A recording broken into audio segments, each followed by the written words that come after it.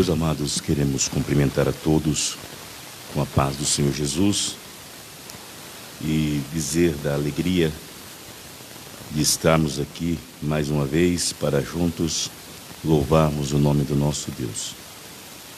Graças a Deus, porque Ele tem nos concedido esta oportunidade. E ontem nós tivemos aí um decreto permitindo a abertura do templo, e a partir de hoje nossos templos estarão abertos. Nós estamos seguindo todas as normas exigidas no decreto para trazer comodidade a todos os irmãos e também para que os que desejarem estejam aqui para louvar o nome do nosso Deus. Quero convidar a todos para colocar-se em pé. Nós vamos fazer uma oração ao nosso Deus. Eu quero pedir a Gabi para acompanhar a transmissão no computador, por favor, no notebook. Se tiver algum problema, para que você tenha um retorno de como é que está o som, chegando lá o som e o vídeo para os irmãos. A Gabi estará acompanhando ali, por favor. Vamos orar ao Senhor. Querido Deus e Pai, em Tua presença, Senhor, nós nos encontramos e queremos Te louvar, Senhor, por tudo que Tens feito, Senhor. Queremos Te agradecer pela oportunidade de aqui estarmos para mais uma vez louvar o Teu santo nome. Agora, Senhor, vem abençoar a cada um dos irmãos que já tem chegado. Abençoa aqueles que estão nos seus lares, nas suas casas, nos acompanhando. E nesta manhã, vem abençoar-nos, Senhor, no estudo da Tua palavra. Que o Senhor venha falar conosco de uma forma toda especial. Pai querido, em nome de Jesus, nós oramos e pedimos estas bênçãos. Amém. Amém. Meus amados, vamos louvar a Deus com o hino da nossa harpa cristã.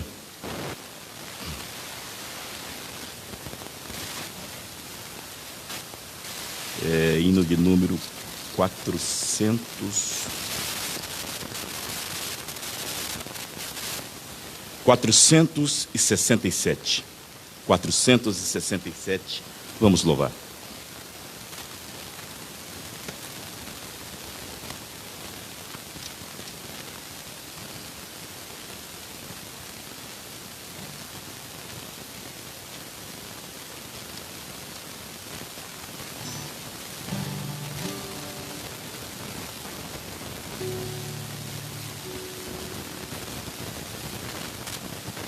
Quatrocentos e 67.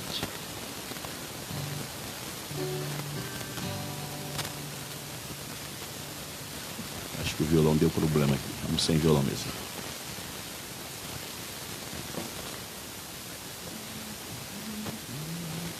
Oh, por que duvida sobre as ondas do mar, quando Cristo caminho abriu?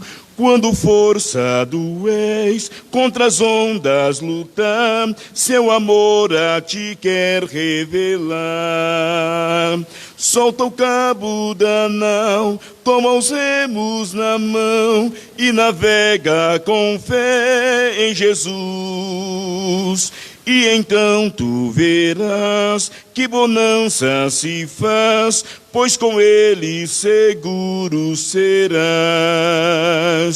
Trevas vêm te assustar, tempestade no mar, da montanha o Mestre te vê. E na tribulação ele vem socorrer, sua mão bem te pode suster. Solta o cabo da nau, toma os remos na mão e navega com fé em Jesus. E então tu verás que bonança se faz, pois com ele seguro serás. Podes tu recordar maravilhas sem par, no deserto ao povo fartou. E o mesmo poder ele sempre terá pois não muda e não falhará. Solta o cabo da nau, toma os remos na mão e navega com fé em Jesus. E então tu verás que bonança se faz, pois com ele seguro serás. Quando pedes mais fé, ele ouve, ó crê, mesmo sendo em tribulação. Quando a mão de poder o teu ego tirar, sobre as ondas poderás andar. Solta o cabo da nau, toma os remos na mão e navega com fé em Jesus. E então tu verás que bonança se faz, pois com ele seguro serás. Amém, amém. Meus queridos irmãos, hoje nós estaremos estudando a lição de número 3, dando continuidade ao estudo proposto para este trimestre, que é a igreja eleita. Então, se você tem a sua lição, você pode acompanhar. Hoje vamos estudar sobre o assunto eleição e predestinação. O nosso textuário está registrado na carta de Paulo escrita aos Efésios, capítulo de número 1, versículos 4 e 5. Efésios 1, 4, 5 diz assim: como também nos elegeu nele antes da fundação do mundo, para que fôssemos santos e irrepreensíveis diante dele em amor, e nos predestinou para filhos de adoção por Jesus Cristo, para si mesmo, segundo o beneplácito de sua vontade.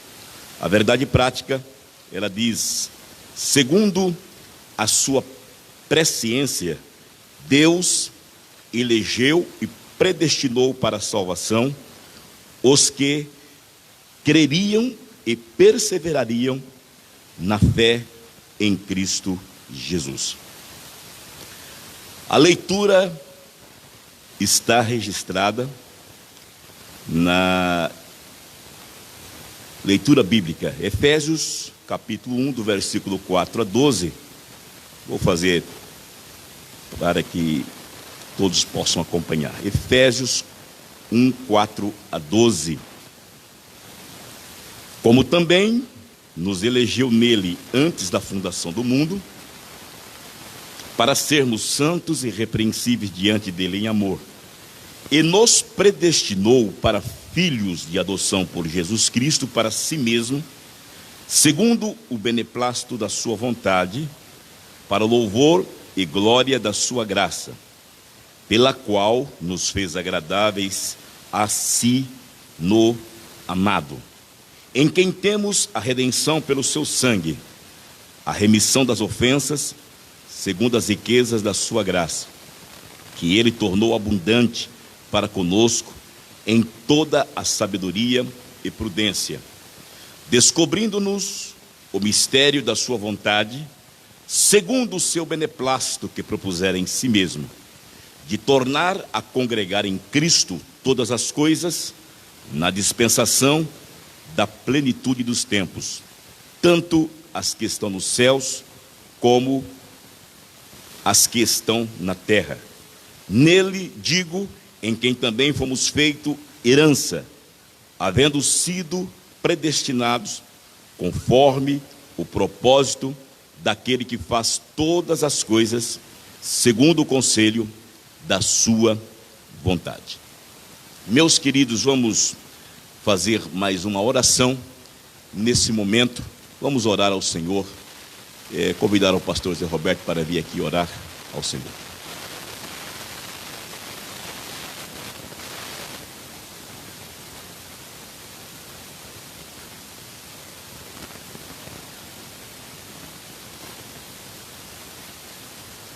Oremos, irmãos. Altíssimo e soberano Pai, queremos agradecer a Ti por esta manhã que nos permite estarmos aqui, Senhor, na Tua presença para Te adorar, também para aprender da Tua santa e maravilhosa palavra. Agradecemos a Ti, Senhor, pela presença dos nossos irmãos, também pela permissão de, a partir de hoje, podermos, Senhor, nos reunirmos aqui com liberdade para adorar o Teu nome. Abençoa os nossos irmãos que estão nas suas casas participando também, seja com todos, Teu servo pastor Saulo, que estará ministrando a Tua palavra. Assim nós rogamos, Pai, em nome de Jesus. Amém.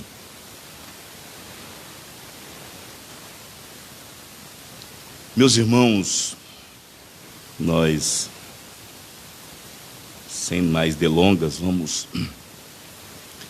falar um pouco sobre esse assunto, esse tema, por sinal um tema difícil e um tema até polêmico, né?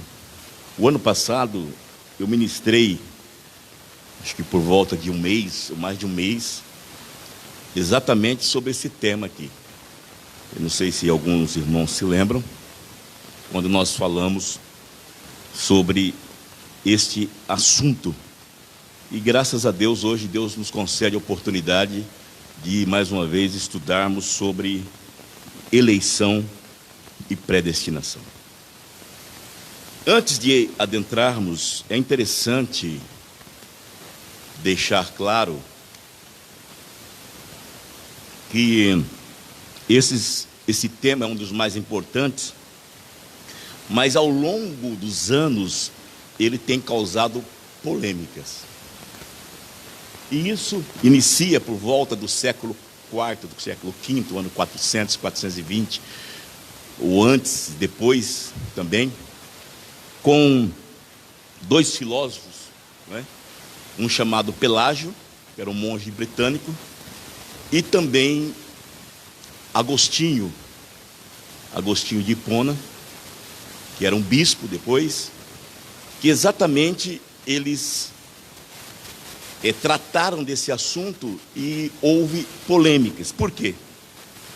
Pelágio, ele dizia que o pecado original, ele considerava o pecado original como algo restrito a Adão. Portanto, o homem não herdara a natureza pecaminosa. Era isso que ele defendia.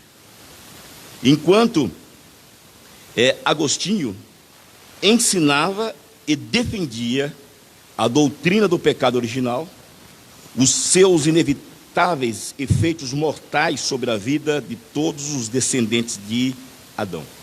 Agostinho, coerentemente com sua primeira afirmação, ou seja, de que todo ser humano é escravo do seu pecado e que seu livre-arbítrio possui uma fonte pecaminosa, morta espiritualmente, afirmava que o homem carece absolutamente da graça gloriosa de Deus em todos os aspectos para ser salvo, sendo exposta essa posição na doutrina da predestinação. Surgiram, depois de Pelágio, os semi-pelagianos. O que eles queriam dizer? Eles diziam, discordavam, melhor, parcialmente de Pelágio, reconhecendo a natureza pecaminosa, mas consideravam que o homem é plenamente capaz de voltar-se para Deus por iniciativa própria, ou seja, através das obras, o homem tinha condição.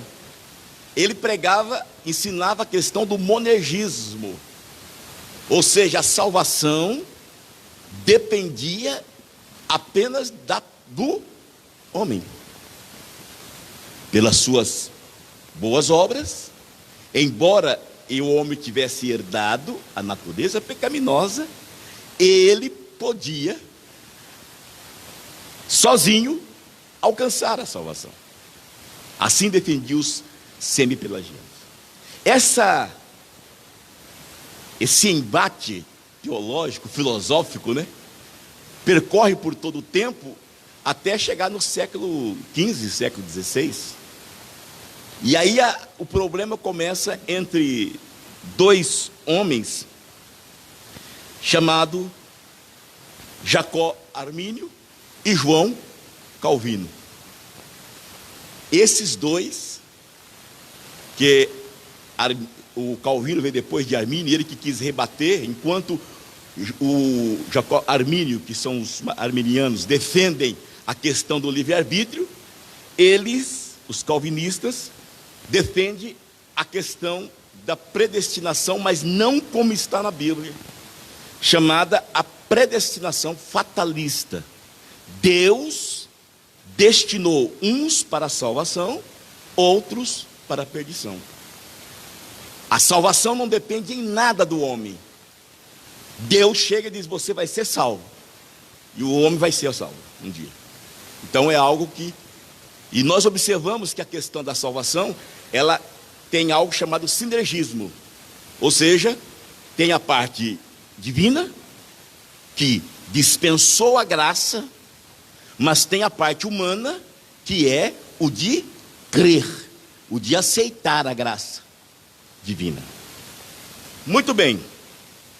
Feito então esta rápida introdução, nós precisamos entender, antes de ver a questão da eleição, algo muito importante sobre os atributos de Deus. Quem acompanhou o estudo que ministramos, talvez vá se lembrar daquilo que falamos. Quando se refere aos atributos, existem atributos que são atributos comunicáveis de Deus. Quais são os comunicáveis? Santidade, verdade e fidelidade, amor, bondade, justiça, sabedoria. O que é isso? O que é um atributo comunicável? É algo que é de Deus, mas que também está inerente no ser humano. Ou seja, Deus é santo na sua plenitude. Nós estamos buscando a santidade, a santificação, embora, como já aprendemos aqui, a respeito da santidade, a santificação posicional no momento que aceitamos Jesus, mas a santificação que é progressiva, dia após dia. Então, Deus é santo, nós somos santos. Verdade, precisamos viver na verdade, na fidelidade, no amor, bondade, enfim. Estes são atributos de Deus que também estão no homem. Agora, observem, queridos, que existem atributos divinos que são chamados atributos incomunicáveis. Por que incomunicáveis? Porque são exclusivos de Deus. E aí nós vemos perfeição, espiritualidade, né? Não é a mesma coisa de espiritual, não. Infinitude, eternidade, imutabilidade, onipresença e imensidade ou imensidão, onisciência, onipotência e presciência. Por que eu estou dizendo isso? Você vai entender já, para que possamos entrar na eleição. Porque este atributo, este último que nós falamos, o nono, que é um atributo incomunicável, que chama-se presciência. E o que é presciência? Presciência é prognoses, ou seja, de prognóstico. O que é presciência? Significa saber antes. É o aspecto da onisciência relacionado com o fato de Deus conhecer todos os eventos e possibilidades futuras. Então, na eternidade, na presciência, Deus conhecia já tudo o que está acontecendo hoje. Deus nunca foi, nunca será pego de surpresa. Amém? Então, pelo fato da sua presciência, atributo exclusivo de Deus. A presciência é parte do atributo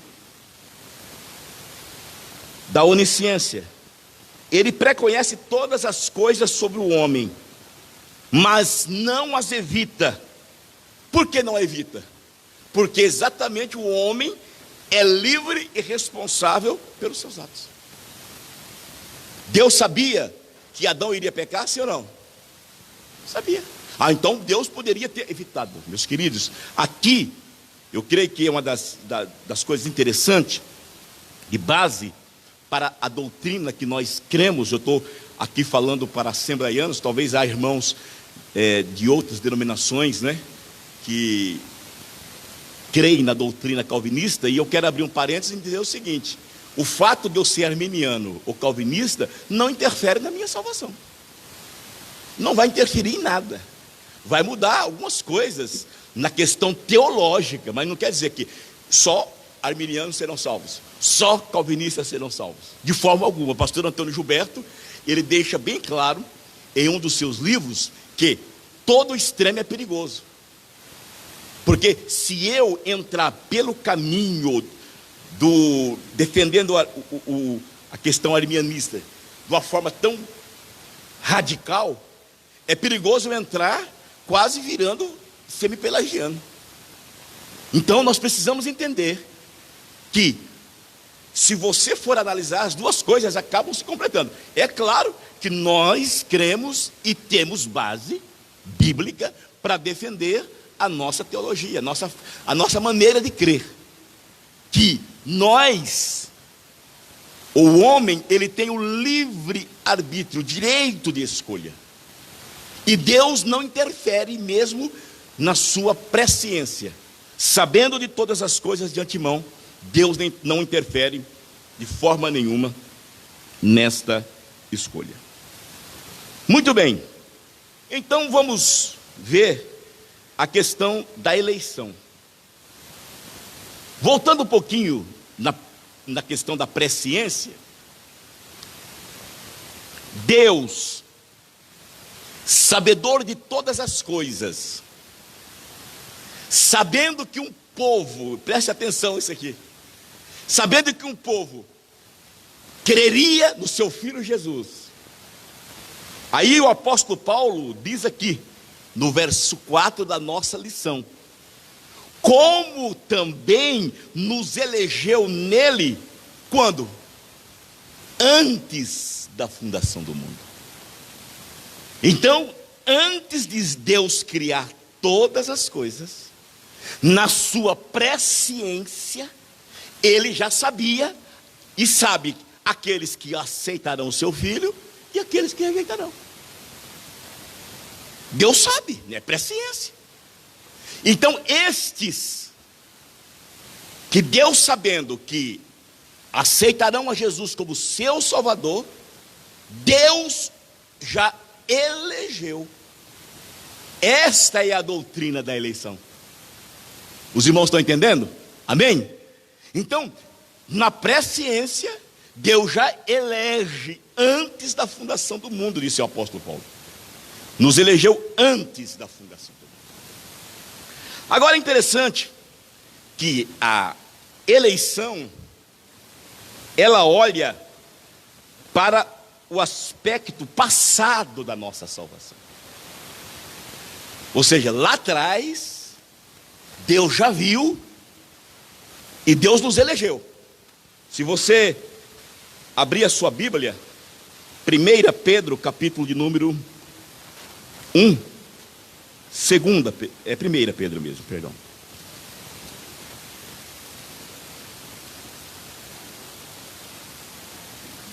Primeira Pedro, capítulo de número 1, primeira epístola universal do apóstolo Pedro, diz assim, e aqui Pedro, eu vou ler o versículo 1 também, para que todos entendam. Pedro, apóstolo de Jesus Cristo, aos estrangeiros dispersos no Ponto, Galácia, Capadócia, Ásia, Bitínia, eleitos segundo ao quê? Presciência de Deus Pai, em santificação do Espírito, para obediência e aspersão do sangue de Cristo, através da graça e paz vos sejam multiplicadas. Graça e paz vos seja multiplicada. Veja então que o que Pedro diz aqui: eleitos segundo a presciência de Deus Pai, em santificação no Espírito, isso lá atrás, em santificação para obediência e aspersão do sangue de Jesus Cristo. Então, a eleição, ela tem um aspecto, ela trata do aspecto passado da nossa salvação. Se você ler na carta de Paulo escrita aos Efésios, né? Efésios capítulo de número 1, vamos ler a partir do versículo 3, não está na lição, mas o 3 e o 4 novamente.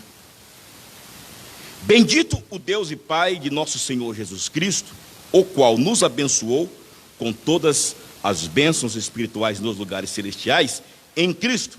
Aí vem, como nos elegeu também nele antes da fundação do mundo, para que fôssemos. Aí, para que ele nos elegeu? Olha o passado. Para que fôssemos santos, irrepreensíveis diante dele em amor. Então, eleição divina é, pois, a nossa escolha para a salvação feita por quem? Por Deus. Deus nos escolheu para a salvação. O que o Senhor disse para os discípulos lá no Evangelho de João? Não fostes vós que o quê? Escolhestes mas eu escolhi a vós. É claro que a natureza pecaminosa, nós dependemos diretamente da graça de Deus.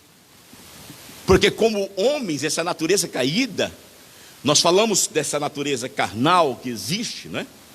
Uma natureza pecaminosa que ela só quer levar o homem para as coisas desta terra, para as coisas carnais. Se não for a graça de Deus sendo derramada em nossa vida, e o Espírito Santo de Deus trabalhar em nossos corações, nós não temos como alcançar a salvação. Alcançamos por graça, por misericórdia, quando damos ouvido à voz de Deus. O que estamos vivendo hoje, nessa pandemia, o que acontece? Vocês estão vendo pessoas correndo para as igrejas? Não está nada. E lamentavelmente eu digo para quem está me ouvindo, para crente. As igrejas estão abertas. Vocês estão vendo crentes, pessoas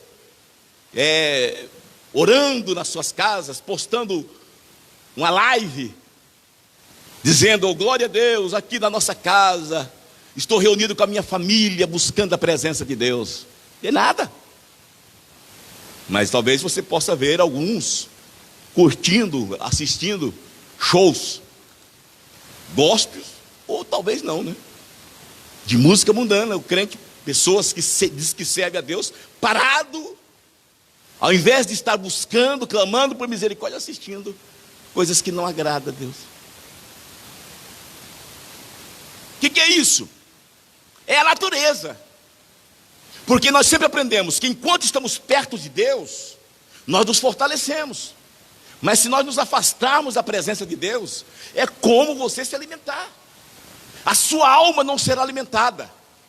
E lamentavelmente, se descuidar, vai acontecer o que Paulo diz lá à igreja de Corinto. Por causa disso, há entre vós muitos fracos, doentes e muitos que já morreram, que dormem. Então, isso é muito sério. Nós precisamos entender todas essas coisas, queridos e amados irmãos. A eleição dentro da Bíblia, interessante isso aqui, não está na lição. Se quiser anotar, mas você pode gravar na sua mente. Ela tem dois aspectos: individual e o aspecto coletivo. Então a eleição tem aspecto individual e o aspecto coletivo. Primeiro lugar, eu vou falar aqui do individual primeiro e entro no coletivo depois. O que diz a palavra eleição? Eleição traz a ideia de quê? De escolha. Escolha. Então, eleitos, escolhidos. Por isso que Pedro escrevendo, né, na sua primeira epístola, capítulo 2, versículo 9, ou na segunda, não me foge a memória. Mas vós sois a geração, o quê? Eleita, sacerdócio real, nação santa, povo adquirido, para que anuncieis. 1:18, citando, perdão, 2:9 mesmo, 2:9, de 1 Pedro. Mas vós sois a geração eleita, sacerdócio real, nação santa, povo adquirido, para que anuncieis as virtudes daquele que vos chamou das trevas para a sua maravilhosa luz. Então, quando se fala de eleição no sentido de escolha, nós precisamos ver o seguinte, no sentido individual. Por exemplo, Abraão, abra sua Bíblia, por favor, Neemias, capítulo de número 9, versículo de número 7.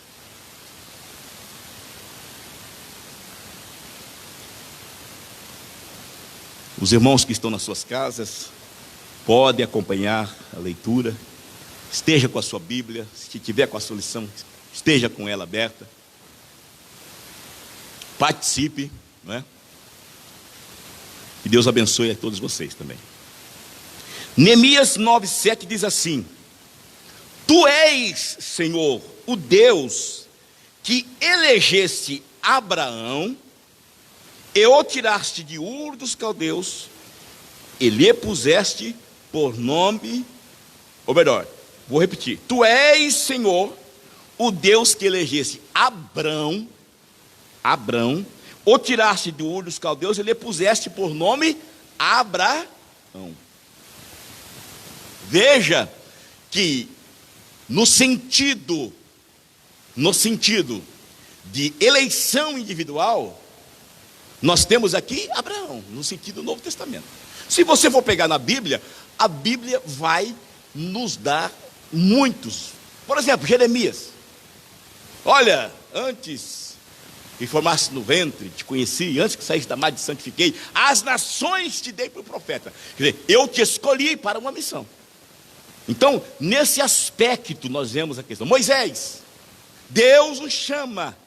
Quando você pega a vida de Moisés, preservado desde o nascimento, depois já com 3 meses aproximadamente de idade, ele chega, passa por tudo aquilo, como os irmãos sabem muito bem, vai para a casa de Faraó e lá na frente ele se torna, então, o libertador de Israel. Deus já tinha um propósito. Os irmãos estão entendendo na questão de eleição, no sentido de escolha. Amém? No sentido de escolha. Quando se trata no sentido, no aspecto coletivo, em primeiro lugar, nós temos quem? Israel. Vamos lá? Israel.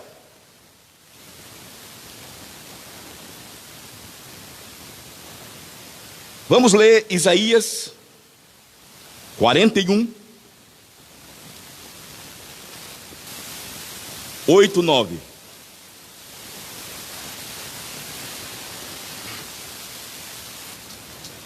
Eu preciso andar um pouco mais rápido por causa do tempo, né? O assunto é muito amplo e... Isaías 41, 8 e 9. Mas tu, ó Israel, servo meu, tu, Jacó, a quem elegi, semente de Abraão, meu amigo. Tu, a quem tomei desde os confins da terra, e te chamei dentre os mais excelentes, e te disse: tu és meu servo, a ti te escolhi, não te rejeitei. Então, coletivamente, nós temos em primeiro lugar Israel, a nação de Deus. Quando você vai para o capítulo 45, versículo de número 4: por amor de meu servo Jacó e de Israel, meu eleito, eu a ti te chamei, pelo teu nome, pus-te o teu sobrenome, ainda que não me conheceste. Então nós observamos que Israel, primeiramente, da forma coletiva, é o povo eleito. Alguns dias atrás eu trouxe uma palavra à igreja, baseada em Romanos capítulo 9, 10 e 11, onde nós tratamos aqui de Paulo falando a respeito de Israel. Não sei se todos se lembram da incredulidade de Israel. Paulo, ele lamenta dizendo: olha, eu sinto muito, porque os meus irmãos estão afastados. Aí Paulo diz assim: por causa da incredulidade de Israel, nós, a igreja agora, passamos a fazer parte. Mas quando chega no capítulo 11, ele diz o seguinte: só que é o seguinte, no final, Israel, o povo eleito, será salvo. Aí ele ainda diz lá: e por que você, que sendo zambujeiro, que foi enxertado, você fica batendo no peito? Cuidado, hein? Porque se os galhos foram cortados, imagine o que Deus não pode fazer. Os ramos naturais foram cortados, imagine com você que não foi enxertado. Então, agora, quando Israel rejeita, voltando para a questão coletiva, nós temos em segundo lugar, quem é eleito? A igreja. Você observa, nós observamos, que quando se trata da questão da igreja, da eleição, a Bíblia fala, em muitos textos, que sempre no plural, nos elegeu, vós sois eleitos. Ou seja, Deus elege um povo para que o adore, para que através de Jesus Cristo, seu Filho, esse povo possa ser o representante de Deus aqui na terra, do reino de Deus aqui na terra. Nós representamos o reino de Deus, nós somos filhos de Deus. Então nós estamos aqui para divulgar o reino de Deus, para difundir o reino de Deus, para ganhar vidas para o reino de Deus. E esse papel é da igreja. Só que tem uma coisa: individualmente nós também somos eleitos para a salvação. Mas como eu serei eleito individualmente? A partir do momento que eu faço parte da igreja. Se eu faço parte da igreja, que é a eleita de Deus, automaticamente, individualmente, eu sou o quê? Eleito. Amém, irmãos? Amém? Ok. Então, por isso que o apóstolo Paulo escreveu Romanos capítulo 8, versículo 29, diz lá: porque o que dantes conheceu, presciência, né? Também os predestinou para serem conforme a imagem de seu Filho, a fim de que ele seja o primogênito entre muitos irmãos. Então aqui fala da questão da eleição individual para a salvação. A partir do momento que eu aceito Jesus e faço parte do povo eleito. Amém? Então, automaticamente, eu fazendo parte, eu individualmente sou eleito. E isso não quer dizer que eu serei eleito para a salvação, o outro será eleito para a perdição, como falam os fatalistas. Vamos lá então. Uma coisa interessante é que a eleição em si não implica salvação. Vou repetir então: a eleição em si não implica salvação. Por quê? Porque aqui entra aquela outra questão. Não existe isso de uma vez salvo, salvo para sempre. Então eu sou eleito, eu faço parte da igreja. Fazendo parte da igreja, eu faço parte do povo eleito. Individualmente, eu também sou o quê? Eleito. Mas essa eleição perdurará até o momento que eu estiver na presença de Deus. Por isso que, vocês vão entender daqui a pouco, que a eleição ela é estudada junto com a predestinação. Uma coisa chama outra. Então, nós fazemos parte da eleição. Mas a salvação continuará em nossa vida enquanto eu estiver na presença de Deus. Pois não. Vamos ler aqui. O pastor José Roberto nos dá essa informação. Colossenses 1, 22 e 23. Vamos lá. No corpo, vou ler a partir do versículo 21.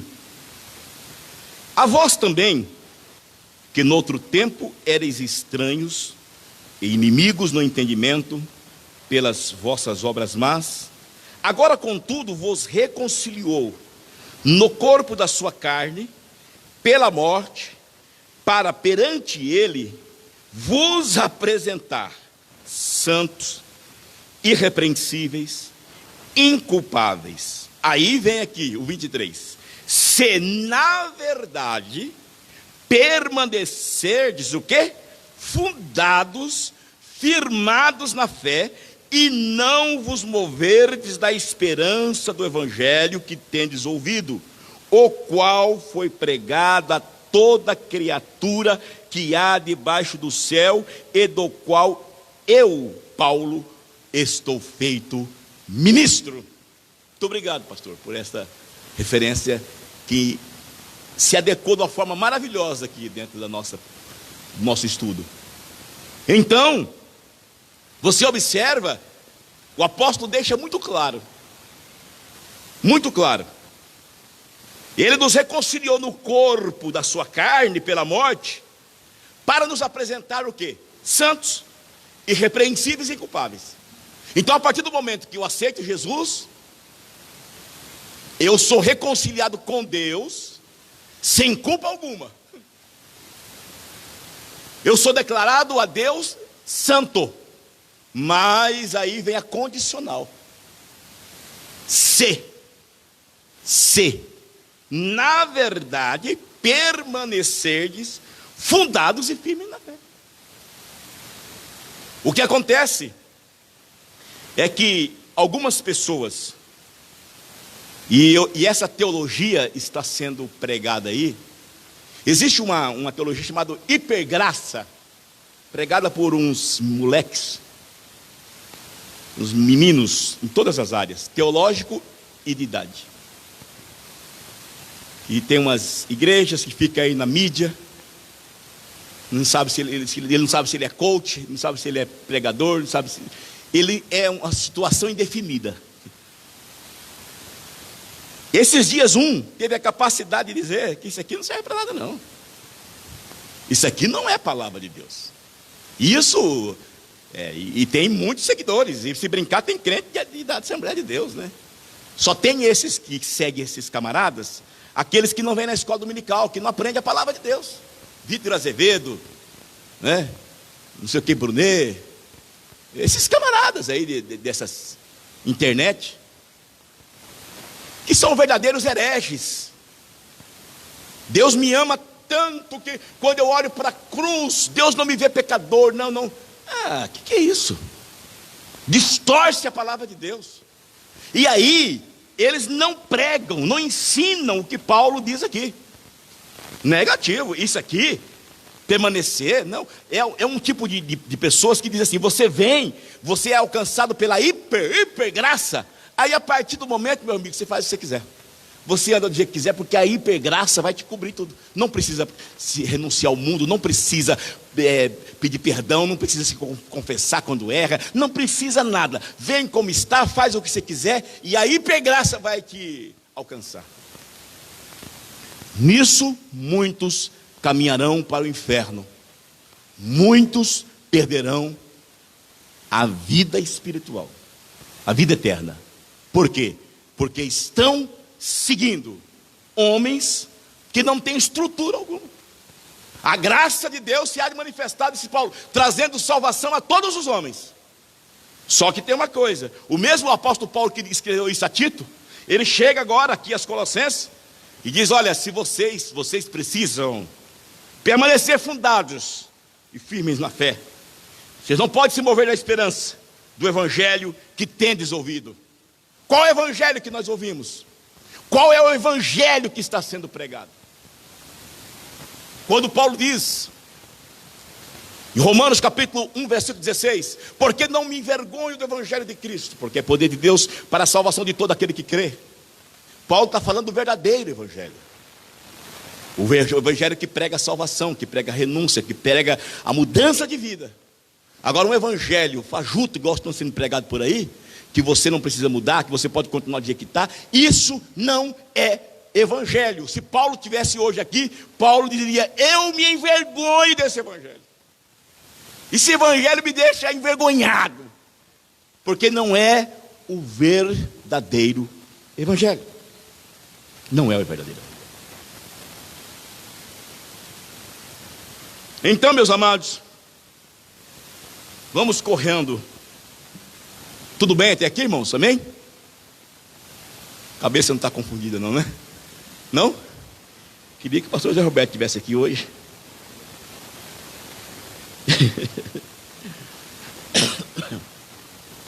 Vamos lá então. A nossa lição aí, estou falando sobre ela, tá? Só que eu não estou seguindo, né?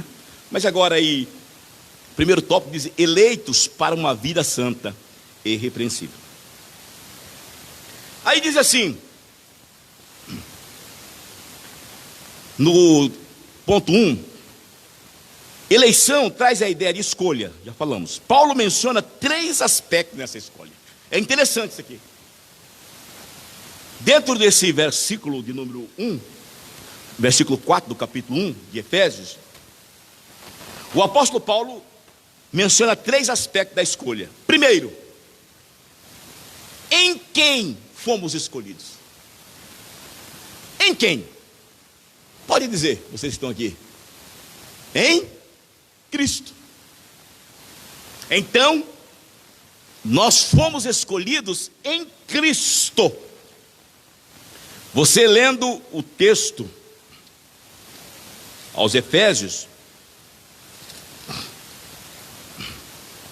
nós encontramos então isso. Vou repetir a leitura do versículo 4. Como também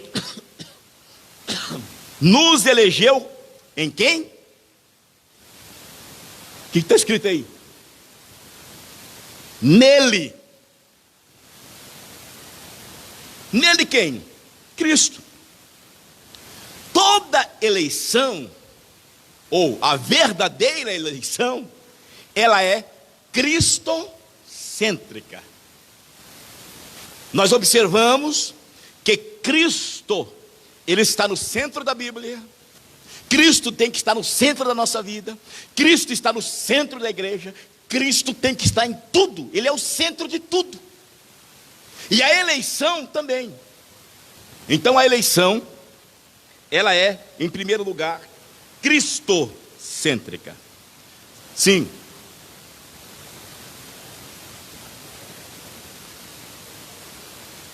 Sim.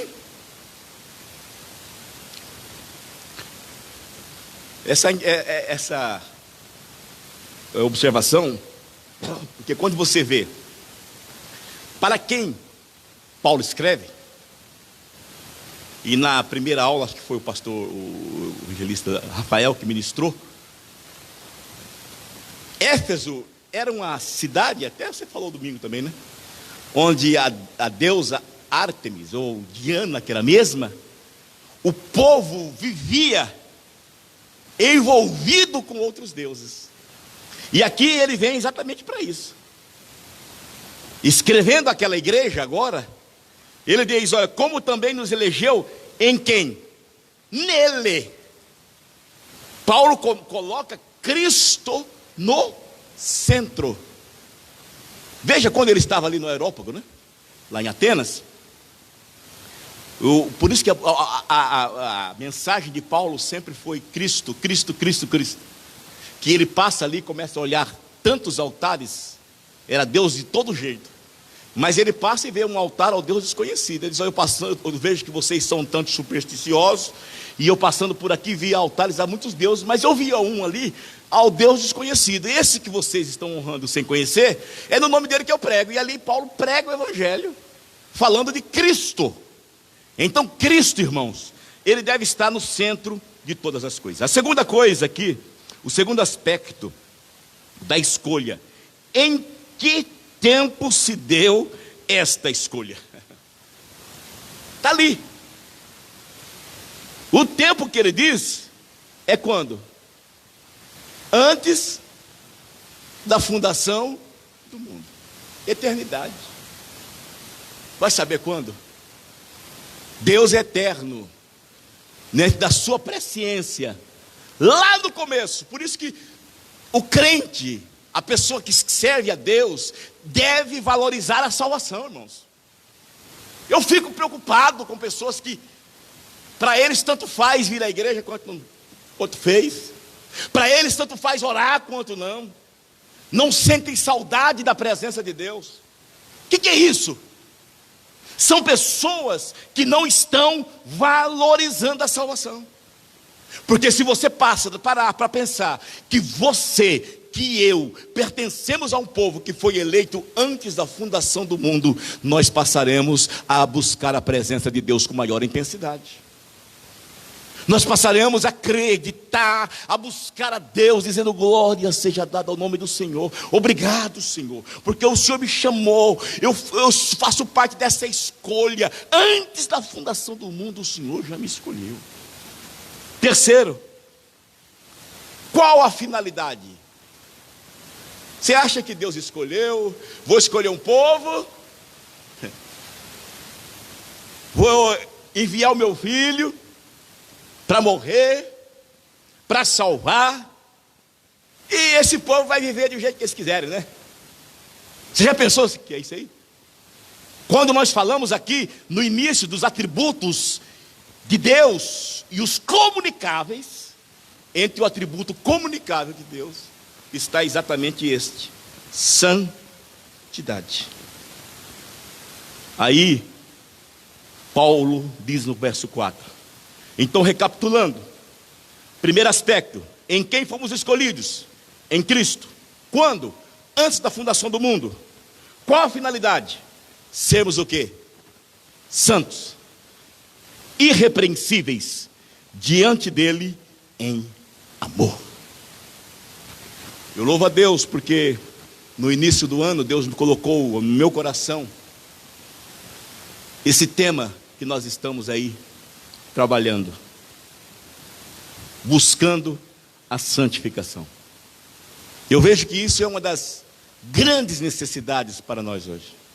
Não há outro meio de nós buscarmos, de nós nos aproximarmos de Deus, se não for através da santificação. E aí vem, para corroborar no que estamos falando, no nosso tema, o apóstolo Paulo dizendo: fomos eleitos antes da fundação do mundo para sermos santos. O que é ser santo? Ser separado. Ser separado. Então, a igreja, ela deve fazer a diferença nesses últimos dias. A igreja deve fazer a diferença nesse mundo. Nós não vamos ganhar almas para Jesus sendo influenciados, vivendo igual o mundo. Ah, mas eles fazem assim, vamos andar igual eles andam, para que possamos ganhá-los. Se for assim, as pessoas vão olhar e falar: não vou não, porque lá é igualzinho a minha vida. Nós precisamos ser diferentes, ser santos e ser irrepreensíveis em amor. Glória a Deus. Agora veja as condições da eleição. As condições. Você já pensou se a eleição fosse só para um grupo de pessoas? O que seria? Não é? Não. A condição de eleição, e aqui o comentador cita do pastor Donald Stamp, né? Que comentador da Bíblia de Estudo Pentecostal, e ela ensina que a eleição para a salvação em Cristo é oferecida a quem? Todos. Todos. Então, para quem é a eleição? Todos. Agora eu pergunto, todos serão salvos? Todos serão salvos? É interessante abrir um espaço aqui e falar sobre os universalistas. É um grupo que defende o seguinte, inclusive eles usam esse texto aqui de Paulo para defender a sua teologia. Eles usam o versículo número 10, fora do contexto, obviamente, que diz assim: de tornar a congregar em Cristo todas as coisas na dispensação da plenitude dos tempos, tanto as que estão nos céus como as que estão na terra. Nele, digo, em quem também fomos feitos herança, havendo predestinados conforme o propósito. Então, de tornar a congregar em Cristo. O que diz os universalistas? Que no final todos serão salvos. Esta é a ideia deles. Existem alguns escritores, até do Dr. Thompson, que é uma enciclopédia comentada versículo por versículo, né? Não estou dizendo que todas as coisas dele não são boas. É interessante, nós precisamos distinguir, porque você pega um livro, há livros que você lê, exceto a Bíblia, né? Que ela é para nós em todos, mas há livros que você lê e tem partes que você não concorda. Mas existem partes boas, então você vai ficar com o boa, e aquilo que confronta a sua fé, você deixa de lado. E isso ele defende principalmente na sua enciclopédia Teologia e Filosofia. Eu tenho ela, né, e já muitas coisas interessantes ele tem ali naquela, muitas informações, só que você tem que ter discernimento para saber aproveitar aquilo que serve e que não serve. E ele é universalista. Dentro desse texto aqui, ele diz bem claro que Deus não vai perder para o diabo, é mais ou menos assim. Então, como é que Deus vai perder para o diabo? Então, no final do tempo, Deus vai pegar todo mundo e vai salvar. Então, confronta o ensino da palavra de Deus. Agora, a salvação é oferecida a todos.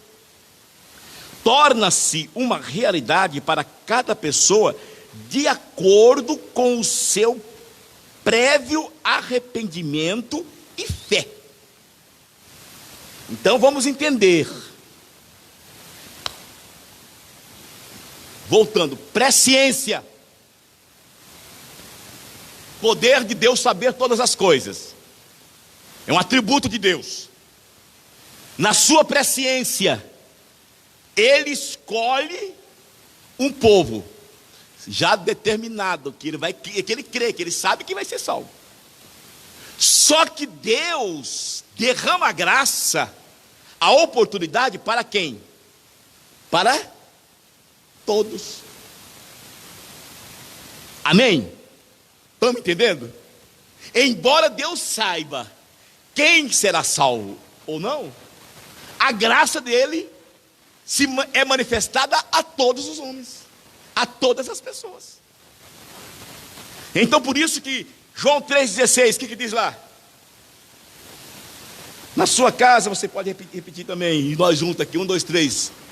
Porque amou o mundo de tal maneira que deu o seu Filho unigênito, para que todo aquele que nele crê não pereça, mas tenha a vida eterna.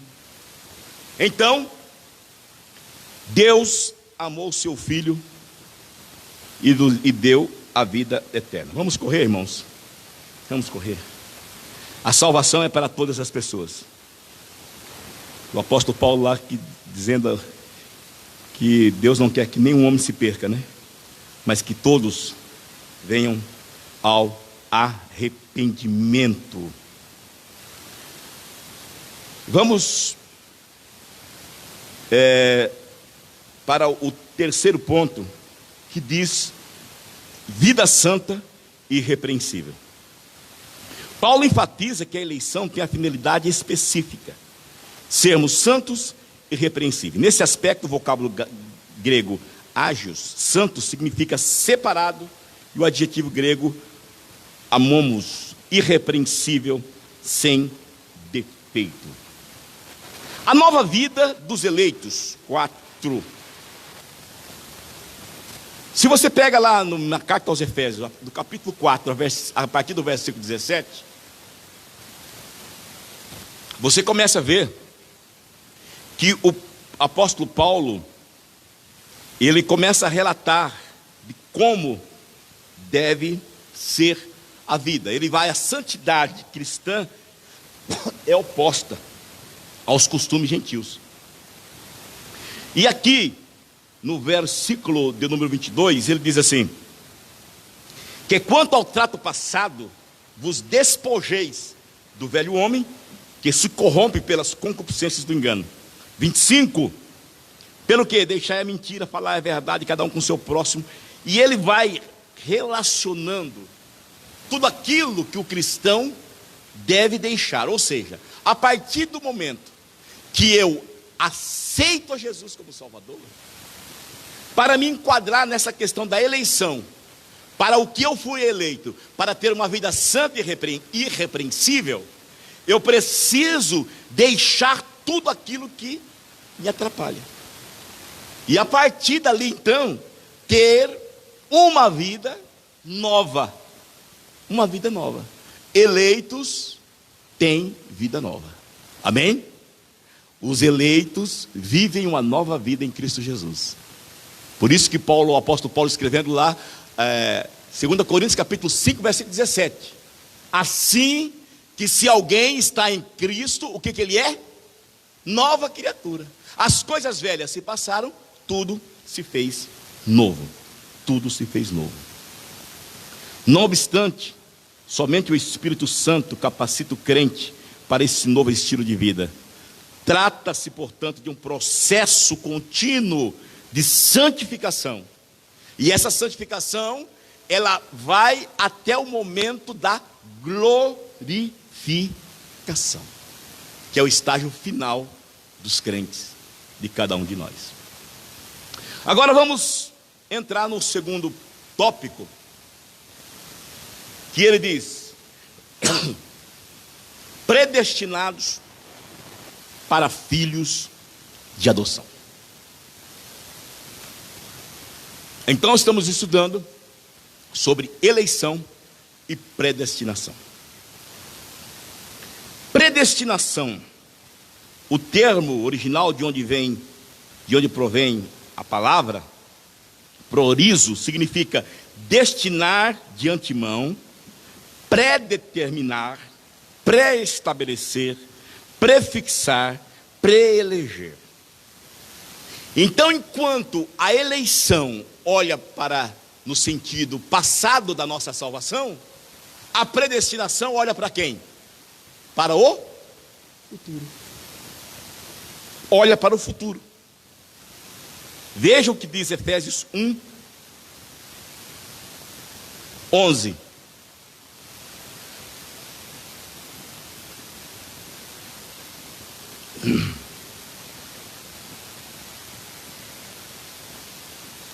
A nossa lição aí. Nele digo, em quem também fomos feito o quê? Herança. Olha que coisa linda. Havendo sido predestinados conforme o propósito daquele que faz todas as coisas segundo o conselho da sua vontade. Segundo o conselho da sua vontade. Você vai para o capítulo 3, versículo 11. Segundo o eterno propósito que fez em Cristo Jesus, nosso Senhor. Você vai para 2 Timóteo, capítulo 1, versículo 9. Que nos salvou e chamou com a santa vocação, não segundo as nossas obras, mas segundo o seu próprio propósito e graça que nos foi dado em Cristo Jesus antes dos tempos dos séculos. No plano divino, a predestinação dos escolhidos, dentre outros, possui 3 objetivos específicos. Primeiro, serem filhos por adoção em Jesus Cristo. Segundo, ser herdeiros com Cristo. E o terceiro, serem conforme a imagem de Cristo. O que é então a questão da predestinação? Veja, a nossa Bíblia de Estudo Pentecostal, mais uma vez, diz aqui: a predestinação se aplica aos propósitos de Deus inclusos na eleição. Então, a eleição é a escolha feita por Deus em Cristo de um povo para si. A predestinação abrange o que acontecerá com o povo escolhido. Então, a eleição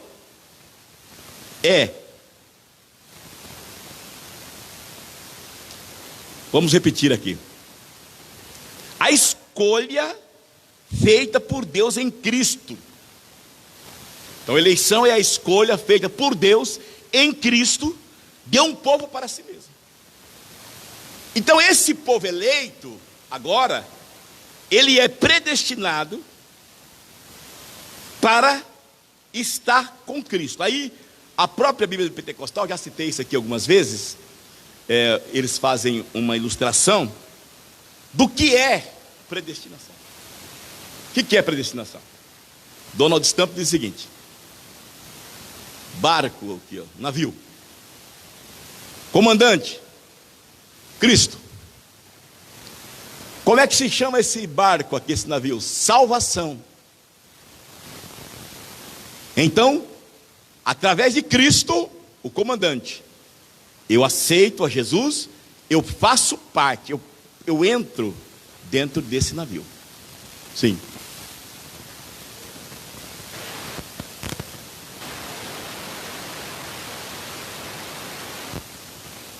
Ele, não, o pastor Donald Stamp, ele diz, e um outro lado, que na realidade é a salvação em Cristo Jesus. Dessa aí? Mas tanto faz ser como, não, pode deixar aí. Tanto faz ser a questão de salvação ou a igreja, porque a partir do momento que seja a igreja ou salvação, Cristo, ele está envolvido. Cristo é o comandante. Então, se eu faço parte ou da igreja, eu estou fazendo parte da salvação. Então, ela sai do Rio e vai para onde? Exemplo, para Recife. Enquanto eu estiver aqui, porque a questão aqui vai mais além da igreja, vai questão de salvação, eu penso, porque a igreja, bom, se bem que a igreja é a igreja de Cristo, né? Porque a igreja não pode, ela não se resume na questão de denominação. A igreja é uma só. Quando se fala igreja, você pega muitos de nós, quando se fala em igreja, uns entendem a questão física. A igreja se abriu, a igreja agora está aberta. Na realidade, a igreja nunca fechou, o templo abriu. Então, outros, quando fala da igreja, eles pensam na questão de denominação. A minha igreja, sendo que a igreja de Cristo, ela não tem placa. É uma, formada por várias pessoas de várias denominações que têm a base de Cristo. Então, ou sendo Cristo, a igreja eleita, enquanto eu estiver aqui, eu estou o quê? Salvo. Então, se eu saio desse navio, que o comandante é o Todo-Poderoso, automaticamente eu deixo de chegar àquele lugar. Então, a predestinação é o que vai acontecer, é o que acontece com a igreja. Eleição é o povo eleito. Predestinação, o que acontece com o povo eleito. o que acontece? Por conseguinte, a nossa declaração de fé, pastor, você fica à vontade, diz que a predestinação dos salvos é precedida pelo conhecimento prévio de Deus daqueles que, diante do chamamento do Evangelho, recebem a Cristo como seu Salvador pessoal e perseveram até o fim. Não tem como, irmãos. Aquele que perseverar até o fim será o quê? Aí isso até para o próprio Daniel lá. Aquele servo. E tu, porém, vai o quê? Até o fim. Então nós precisamos entender que a salvação, a predestinação, ela está voltada para o estágio final, aquilo que vai acontecer com a igreja eleita. Agora ele diz aqui, filhos por adoção. Misericórdia. O horário. Paulo é o único escritor do Novo Testamento que emprega o sentido de filhos por adoção. Porque esse é um costume que não era um costume judaico, né? Era um costume romano. E ele usa isso aqui, dizendo, o apóstolo enfatiza que foi agradável a Deus inserir no plano da salvação a adoção dos eleitos como filhos, segundo o beneplácito, versículo de número 5, e nos predestinou para filhos de adoção por Jesus Cristo, para si mesmo, segundo o beneplácito da sua vontade, ou a aprovação da sua vontade. Ele ainda assinala que o amor foi que moveu o Pai a nos adotar. E aí o privilégio nosso. Nós não éramos antes considerados filhos, de jeito nenhum. Agora alcançamos. E a partir do momento que nós somos filhos, nós somos herdeiros. Disse Paulo, herdeiros de Deus, co-herdeiros com Cristo. Co-herdeiro com Cristo. Versículo de número 21 do capítulo 1 da carta de Paulo escrita aos Colossenses. A vós também, que noutro tempo éreis estranhos, inimigos no entendimento pelas vossas obras más, mas agora, contudo, vos reconciliou no corpo da sua carne pela morte, para perante ele vos apresentar, mais uma vez, aí o que diz lá, santos, irrepreensíveis e culpáveis, foi o que acabamos de ler há pouco também. Então nós recebemos, queridos, a adoção, somos filhos de Deus por adoção. Fomos adotados por Deus no momento da eleição. Aí, o que acontece? Quem é adotado?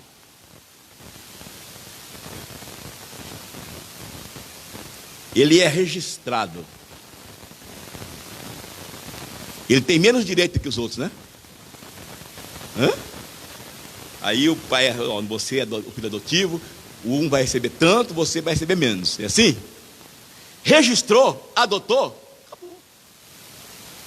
Então nós, hoje, precisamos entender, e vou concluir aqui, sem terminar, os privilégios da adoção. Deus nos predestinou a bênçãos. Primeiro, de um novo nome, de uma nova imagem, a imagem de Cristo. Glória a Deus. Nós temos um novo nome. Apocalipse capítulo 2, versículo 17. Romanos capítulo 8, 29. Não vou ler por questão do tempo. Então Deus concede a outra coisa, a redenção e a remissão dos nossos pecados. Já pensou que bênção maior que essa? O pastor João Roberto falou aqui domingo passado sobre as bênçãos espirituais que o apóstolo Paulo diz lá. Nos abençoou com toda sorte de bênçãos espirituais. E aqui ele continuando, falando da questão da eleição, ele diz, versículo 7, da leitura do capítulo 1, em quem temos a redenção pelo seu sangue, a remissão das ofensas, segundo as riquezas da sua graça. Louvado seja o nome do Senhor, que Ele tornou abundante para conosco, em toda sabedoria e prudência, descobrindo-nos o mistério da sua vontade. Então nós somos um povo abençoado. Glória a Deus. A outra coisa, Deus restabelece a comunhão com o pecador, dando-lhe o direito de clamar: Abba, Pai. Isso aqui é uma pronúncia, é um termo, papaizinho, que só pronuncia aqueles que têm o quê? Intimidade. Direito de intimidade com o Pai. Glória a Deus. Isso é um privilégio que nós temos, irmãos. Aleluia. Isso significa que passamos a ser herdeiros de Deus, co-herdeiros com Cristo, das promessas da vida eterna, enfim, de todas as coisas. E só lendo, sem falar, a sublimidade do propósito divino na predestinação. A excelência da predestinação está na provisão das bênçãos espirituais aos eleitos, pela vontade divina em Cristo e por seu incalculável amor. Predestinação e salvação. O soberano nos predestinou incondicionalmente. O soberano não predestinou incondicionalmente pessoa alguma à condenação eterna. Não. Mas deseja que todos se arrependam, se convertam dos seus caminhos, seus maus caminhos. Aí você vai, predestinação e o amor. Antes de Deus criar qualquer coisa, o seu plano de redimir a humanidade e definir o destino dos crentes estava estabelecido. Aqui consiste a sublimidade dos propósitos eternos em prover a salvação. O amor de Deus. O amor de Deus. Foi por amor que Ele nos elegeu e nos predestinou. Isso implica dizer que a salvação, como favor imerecido, provém do amor de Deus. Não obstante, os que se achegam a Cristo não são coagidos, mas eles são o quê? Atraídos. Uma linha prega que existe a graça irresistível. Então, graça irresistível é coação, né? A graça vem na vida da pessoa, mesmo que ele não queira, ele vai ter que aceitar. Isso é uma coação. Deus está coagindo a pessoa a aceitar. Não. Deus atrai. Como ele disse lá em João, usando aquela a figura, né, como a serpente lá. Aí ele diz assim: quando o Filho do Homem for levantado, muitos atrairei a quem? A mim. Muitos atrairei a mim. Tem aqui um subsídio teológico para encerrar. Dessa forma, a questão da predestinação não significa Deus decidindo antecipadamente quem será salvo ou não, mas decidindo antecipadamente o que planeja que os seus eleitos em Cristo sejam ou venham a ser. Deus predestinou como os eleitos, isto é, aqueles que estão sendo salvos em Cristo, deveriam ser, em primeiro lugar, conforme a semelhança do seu Filho. Em segunda, serem chamados, justificados, glorificados, santos, irrepreensíveis, adotados como filhos, redimidos, tudo isso para louvor da sua glória. Amém? Deus abençoe a cada um dos irmãos. Deus abençoe. Obrigado a todos que vieram. Lembrando a todos os irmãos que estão nos assistindo, o templo está aberto. As poltronas estão marcadas dentro das normas estabelecidas. para que as pessoas possam sentar com espaçamento, né? Temos álcool, o templo está aberto. Então, não fique com medo de vir. Talvez você fale, mas eu não vou para a igreja. Mas amanhã você vai para o mercado que está super lotado e cheio de gente. Você vai trabalhar, né, nessas empresas aí, que tem aí, Dourados e usina, topando com gente. Espera aí, então, se você não tem medo de ir lá, então não tenha medo de vir para cá, porque aqui você vai adorar Deus. Amém? Deus com certeza estará conosco. Então, à noite, 18 horas, cumprindo determinação, o culto vai iniciar 18 e encerrar 19h30, tá bom? Então, 18 horas estaremos aqui reunidos para cultuar a Deus e todos vocês são convidados para estar conosco. Vamos convidar o presbítero Vicente para vir aqui fazer a oração em nome do Senhor Jesus.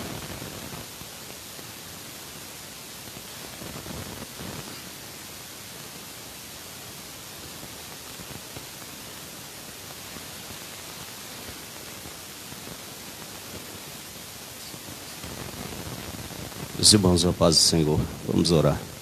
Querido Deus e Pai, nós te louvamos, Senhor, por este momento que passamos aqui na Tua presença, aprendendo a Tua gloriosa palavra. Querido Deus, que o Senhor continue nos auxiliando, Pai, em tudo, nos direcionando, nos orientando e nos fazendo, Senhor, sempre o alerta, sabendo, meu Deus, que a obra redentora do Senhor Jesus Cristo na cruz do Calvário merece com certeza ser valorizada todos os dias, ainda mais nesses dias que são maus, Senhor, que estamos passando por coisas que estão escritas na Tua palavra. Pai querido, quero abençoar a cada um dos Teus filhos que ouviram, Senhor, esta palavra. Aos irmãos que aqui chegaram, ao nosso culto à noite, Pai, que o Senhor se faça presente e que continuemos servindo ao Senhor com alegria e glorificando o Teu nome até o dia glorioso da Sua vinda. Esta é a nossa oração em nome de Jesus. Amém.